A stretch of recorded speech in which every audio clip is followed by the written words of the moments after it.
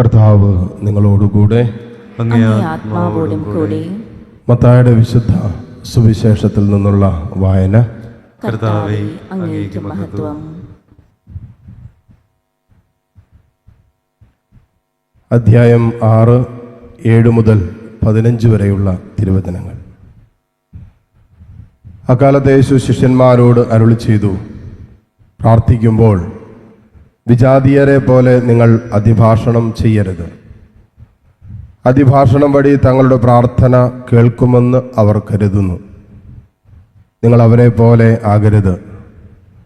നിങ്ങൾ ചോദിക്കുന്നതിന് മുമ്പ് തന്നെ നിങ്ങളുടെ ആവശ്യം നിങ്ങളുടെ പിതാവ് അറിയുന്നു. നിങ്ങൾ ഇപ്രകാരം പ്രാർത്ഥിക്കുവിൻ: സ്വർഗസ്ഥനായ ഞങ്ങളുടെ പിതാവേ, അങ്ങയുടെ നാമം പൂജിതമാകണമേ, അങ്ങയുടെ രാജ്യം വരണമേ, അങ്ങയുടെ ഹിതം സ്വർഗത്തിലെ പോലെ ഭൂമിയിലുമാകണമേ. അന്നന്ന് വേണ്ട ആഹാരം ഇന്ന് ഞങ്ങൾക്ക് തരണമേ. ഞങ്ങളുടെ കടക്കാരോട് ഞങ്ങൾ ക്ഷമിച്ചതുപോലെ ഞങ്ങളുടെ കടങ്ങൾ ഞങ്ങളോടും ക്ഷമിക്കണമേ. ഞങ്ങളെ പ്രലോഭനത്തിൽ ഉൾപ്പെടുത്തരുതേ, തിന്മയിൽ നിന്ന് ഞങ്ങളെ രക്ഷിക്കണമേ.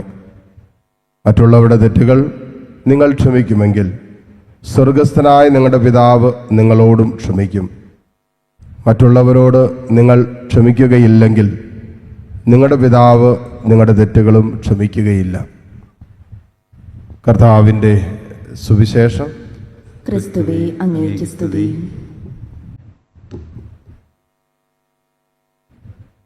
മിശിഹായിൽ ഏറ്റവും സ്നേഹമുള്ള മാതാപിതാക്കളെ, സഹോദരി സഹോദരങ്ങളെ, നമ്മളിന്ന് വായിച്ച് കേട്ട ഈ സുവിശേഷ ഭാഗം 3 ഘട്ടമായിട്ടാണ് നമുക്കിതിനെ മനസ്സിലാക്കാൻ പറ്റുക. അല്ലെങ്കിൽ 3 വളരെ പ്രധാനപ്പെട്ട സന്ദേശങ്ങൾ ഇതിനകത്തുണ്ട്. ഇതിൻ്റെ ആദ്യ ഭാഗത്ത് കർത്താവ് പറയാണ്, നിങ്ങൾ വിജാതീയരെ പോലെ ആകരുത്. ദീർഘമായ പ്രാർത്ഥനകൾ പ്രാർത്ഥിക്കുകയും എന്നാൽ ദൈവത്തോടോ സഹോദരങ്ങളോടോ യഥാർത്ഥമായ ബന്ധം പുലർത്താതിരിക്കുകയും ചെയ്യുമ്പോൾ അങ്ങനെ പ്രാർത്ഥിക്കുന്നത് കൊണ്ട് വലിയ അർത്ഥമൊന്നുമില്ല എന്ന് കർത്താവ് പറയുകയാണ്. അപ്പോൾ നമ്മൾ പ്രാർത്ഥിക്കേണ്ട എന്നല്ല ഇതിനർത്ഥം. നമുക്ക് ചിലപ്പോഴൊക്കെ ചില തെറ്റിദ്ധാരണകളുണ്ടാവും. ഈശോ ഒരിക്കലും പ്രാർത്ഥിക്കരുത് എന്ന് പറഞ്ഞിട്ടില്ല. യേശുവിൻ്റെ പതിവ് ജീവിതത്തിൽ പുലർത്തിയിരുന്ന ഒരു മനോഭാവമാണ് അവൻ പതിവ് പോലെ മലമുകളിലേക്ക് പോയി പ്രാർത്ഥിക്കാൻ. ഈശോ നിരന്തരം പ്രാർത്ഥിച്ചിരുന്ന വ്യക്തിയാണ്. പക്ഷേ ഈശോയുടെ പ്രാർത്ഥന അന്നത്തെ ആ കാലഘട്ടത്തിൽ നിയമജ്ഞരുടെയും ഫരിസയരുടെയും പ്രാർത്ഥനയുമായിട്ട് അല്പം വ്യത്യാസം ഉണ്ടായിരുന്നു. അതുകൊണ്ട് അതിനെ ചൂണ്ടിക്കാണിച്ചുകൊണ്ടാണ് ഈശോ പറയുന്നത്, നിങ്ങൾ വിജാതീയരെ പോലെ പ്രാർത്ഥിക്കരുത്, അതിഭാഷണം ചെയ്യരുത്. നമ്മൾ പ്രാർത്ഥിക്കുന്ന വാക്കുകൾക്കല്ല പ്രാധാന്യം, പ്രാർത്ഥിക്കുന്ന മനുഷ്യൻ്റെ ഹൃദയമാണ് കർത്താവ് പരിശോധിക്കുന്നത്. നമ്മൾ എത്ര മണിക്കൂർ പ്രാർത്ഥിക്കുന്നു എന്നതിനേക്കാൾ അപ്പുറമായിട്ട് ഏത് ഹൃദയത്തോടെ നാം ദൈവത്തെ വിളിക്കുന്നു എന്നുള്ളത് വളരെ പ്രധാനപ്പെട്ടതാണ്. പാപം നിറഞ്ഞ ഹൃദയത്തോടെ ദൈവത്തെ വിളിക്കാം, വെറുപ്പ് ഹൃദയത്തിൽ സൂക്ഷിച്ചുകൊണ്ട് ദൈവത്തെ വിളിക്കാം, സ്നേഹിക്കാത്ത മനോഭാവത്തോടെ ദൈവത്തെ വിളിക്കാം, ഹൃദയത്തിലും മനസ്സിലൊക്കെ അശുദ്ധി സൂക്ഷിച്ചുകൊണ്ട് നമുക്ക് ദൈവത്തെ വിളിക്കാം, പാപത്തിൽ തുടർന്നുകൊണ്ടും അഹങ്കാരത്തോടു കൂടി നമുക്ക് ദൈവത്തെ വിളിക്കാം. ഏത് മനോഭാവത്തോടെ നാം ദൈവത്തെ വിളിക്കുന്നു, പ്രാർത്ഥിക്കുന്നു എന്നുള്ളത് വളരെ പ്രധാനപ്പെട്ടതാണ്. അതിനകത്ത് വാക്കുകളല്ല പ്രധാനപ്പെട്ടത്, ഹൃദയമാണ് പ്രധാനപ്പെട്ടത്. കാരണം ഹൃദയം പരിശോധിക്കുന്നവനാണ് നമ്മുടെ കർത്താവ്. അതുകൊണ്ടാണ് ഫ്രാൻസിസ് സാലസ് തൻ്റെ പുസ്തകത്തിൽ മനോഹരമായിട്ട് എഴുതി വച്ചിരിക്കുന്ന ഒരു കൊട്ടേഷനുണ്ട്. ഫ്രാൻസിസ് സാലസ് പറയും, നിങ്ങൾ ഒരു ദിവസം എത്ര മണിക്കൂർ പ്രാർത്ഥിക്കുന്നു എന്നതിലല്ല ദൈവം സംപ്രീതനാകുന്നത്, മറിച്ച് ഈ ദിവസം ദൈവം അനുവദിക്കുന്ന ജീവിതാനുഭവങ്ങളോട് നിങ്ങൾ എങ്ങനെ ദൈവസ്നേഹത്തിൽ പ്രത്യുത്തരിച്ചു എന്നതിലാണ് ദൈവം സന്തോഷിക്കുന്നത്. ചിലപ്പോൾ ഞാൻ രാവിലെ മുതൽ വൈകിട്ട് വരെ കരുണക്കൊന്തൊക്കെ ചൊല്ലുമായിരിക്കും, ജപമാല ചൊല്ലുമായിരിക്കും. ഇപ്പോൾ ഈ നോമ്പുകാലം ആയതുകൊണ്ട് കുരിശിൻ്റെ വഴിയും മറ്റ് നമ്മുടേതായ പ്രായച്ചിത്ത പരിത്യാഗ പ്രവൃത്തികളും പ്രാർത്ഥനകളൊക്കെ ഉണ്ട്, ശരിയാണ്.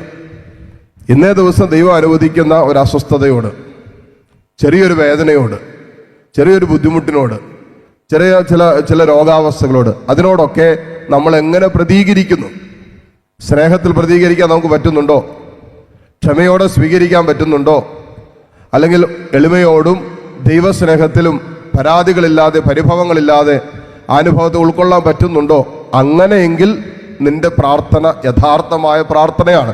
അതല്ല എങ്കിൽ അത് വെറും അധിഭാഷണമാണ്, ചുമ്മാ അധര വ്യായാമമായിട്ട് മാത്രം നിൽക്കും. അധര വ്യായാമം അല്ല കർത്താവ് ആഗ്രഹിക്കുന്നത്. ഹൃദയത്തിൻ്റെ ആ സ്നേഹത്തിൻ്റെ നിലവിളിയായി യഥാർത്ഥ പ്രാർത്ഥന ഉയരണം.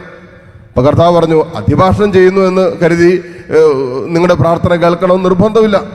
കാരണം നമ്മുടെ ഹൃദയം പരിശോധിക്കുന്ന കർത്താവിന് ഇതെല്ലാം അറിയാലോ. ഏത് മനോഭാവത്തോടെയാണ് ഞാൻ പ്രാർത്ഥിക്കുന്നത്, ഏത് വിഷയത്തിന് വേണ്ടിയാണ് ഞാനിപ്പോൾ പ്രാർത്ഥിച്ചു കൊണ്ടിരിക്കുന്നത്, അതിൽ ഞാൻ എടുക്കുന്ന മനോഭാവം എന്താണ്. അത് കഴിഞ്ഞിട്ടാണ് ഈശോ പ്രാർത്ഥിക്കാൻ പഠിപ്പിക്കുന്നത്. നിങ്ങൾ എങ്ങനെ പ്രാർത്ഥിക്കണം. വളരെ ഷോർട്ടസ്റ്റ് പ്രയറാണ് ശരിക്കും പറഞ്ഞാൽ. എല്ലാ കാര്യങ്ങളും ഉൾക്കൊള്ളിച്ചുകൊണ്ടൊരു പ്രാർത്ഥനയാണ് സ്വർഗസ്ഥനായ ഞങ്ങളുടെ പിതാവ് എന്നുള്ള പ്രാർത്ഥന. നമ്മളിപ്പോഴും പ്രാർത്ഥിക്കുന്ന പ്രാർത്ഥനയാണ്. അത് മനസ്സിരുത്തി തുടക്കം മുതൽ അവസാനം വരെ പ്രാർത്ഥിക്കുകയും ആ പ്രാർത്ഥിക്കുന്ന കാര്യം ജീവിതത്തിൽ ഏറ്റെടുക്കുകയും ചെയ്താൽ ഒരു ദിവസം നിങ്ങൾ ഒരു സ്വർഗസ്ഥനായ പിതാവെ ചൊല്ലുന്നുള്ളെങ്കിലും അത് ആ ദിവസത്തിന്റെ പ്രാർത്ഥനയായിട്ട് മാറും. അത് മതി.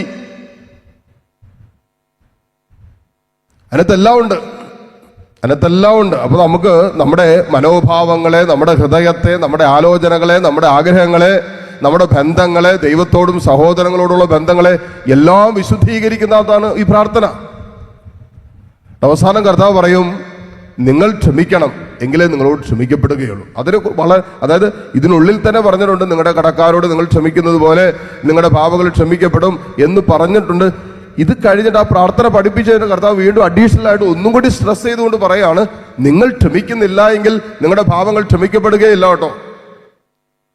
ക്ഷമിക്കാത്ത മനസ്സുമായി നമുക്കൊരു ആത്മീയ ജീവിതം മുന്നോട്ട് പോകാൻ പറ്റില്ല. കാരണം ഈശോ നടന്ന വഴി കൃത്യതയോടുകൂടി ആ കാൽവരിയിലേക്കുള്ള അവന്റെ യാത്രകളിൽ മുഴുവനും അവൻ ക്ഷമിച്ചുകൊണ്ടാണ് യാത്ര ചെയ്തത്. അപ്പോ യേശുവിന്റെ പിന്നാലെ കുരിശിന്റെ വഴിയിലൂടെ ജീവിതയാത്ര നയിക്കുന്ന നമുക്ക് ക്ഷമിക്കാതെ ആ വഴിയിലേക്ക് പ്രവേശിക്കാൻ പറ്റില്ല.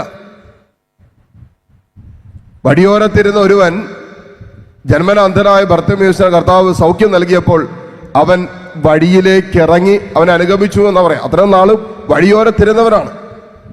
അവനതാ പുറങ്കുപ്പായം വലിച്ചെറിഞ്ഞ് കളഞ്ഞിട്ട് കർത്താവിന്റെ വഴിയിലൂടെ നടക്കാൻ തുടങ്ങി എന്ന് പറയുന്ന പോലെ ചില പുറങ്കുപ്പായങ്ങൾ, ക്ഷമിക്കാൻ പറ്റാത്ത അഹങ്കാരത്തിന്റെ, സ്വാർത്ഥതയുടെ, അശുദ്ധിയുടെ, പാപത്തിന്റെ ചില പുറങ്കുപ്പായങ്ങൾ വലിച്ചെറിഞ്ഞാൽ മാത്രമേ കർത്താവിന്റെ പിന്നാലെ നമുക്ക് കൃത്യമായിട്ട് നടക്കാൻ പറ്റൂ.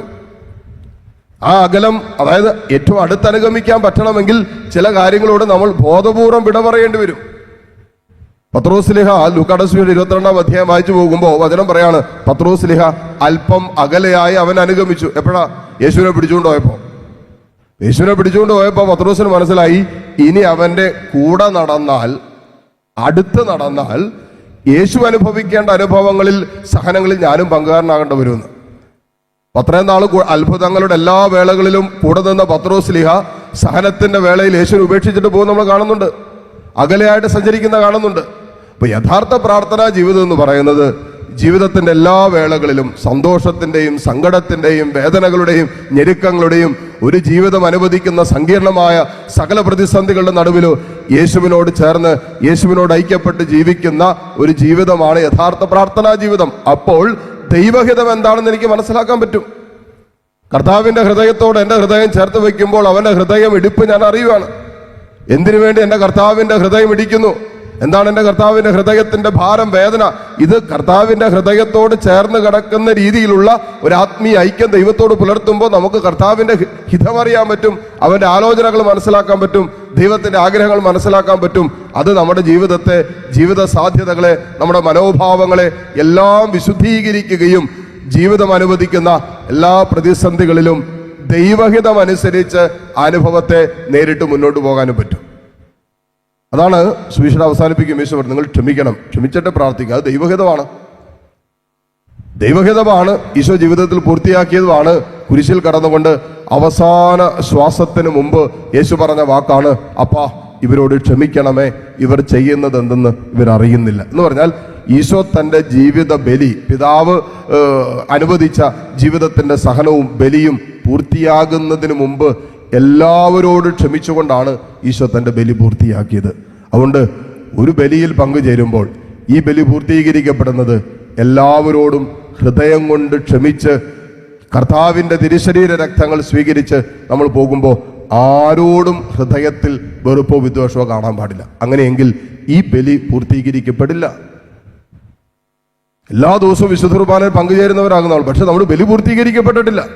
യേശുവിന്റെ ബലി പൂർത്തീകരിക്കപ്പെട്ടത് അവൻ എല്ലാവരും ക്ഷമിച്ചുകൊണ്ടാണ്. അങ്ങനെയെങ്കിൽ നമ്മൾ അർപ്പിക്കുന്ന, നമ്മൾ പങ്കുചേരുന്ന ബലി പൂർത്തീകരിക്കപ്പെടണമെങ്കിൽ ഹൃദയം കൊണ്ട് എല്ലാവരോടും ക്ഷമിച്ചുകൊണ്ടായിരിക്കണം ബലിയിൽ പങ്കുചേരുന്നത്. അതുകൊണ്ട് ഈ ബലിയിൽ പങ്കുചേരുമ്പോൾ കർത്താവേ, ആരോടെങ്കിലുമൊക്കെ മനസ്സിൽ ഹൃദയത്തിൽ വെറുപ്പോ വിദ്വേഷമോ പകയോ എന്തെങ്കിലും അസ്വസ്ഥമോ നീരസമോ ഒക്കെ ഉണ്ടെങ്കിൽ പൂർണ്ണമായി ക്ഷമിച്ചുകൊണ്ട് ഈ ബലിയിൽ പങ്കുചേർന്ന് ഈ ബലിയുടെ മുഴുവൻ യോഗ്യത സ്വീകരിക്കാൻ നമ്മളെ സഹായിക്കണമേ എന്ന് ഈ ബലിയിലൂടെ പ്രാർത്ഥിക്കുകയും ചെയ്യാം. സർവശക്തനായ ദൈവം നമ്മെ അനുഗ്രഹിക്കട്ടെ. ആമേൻ.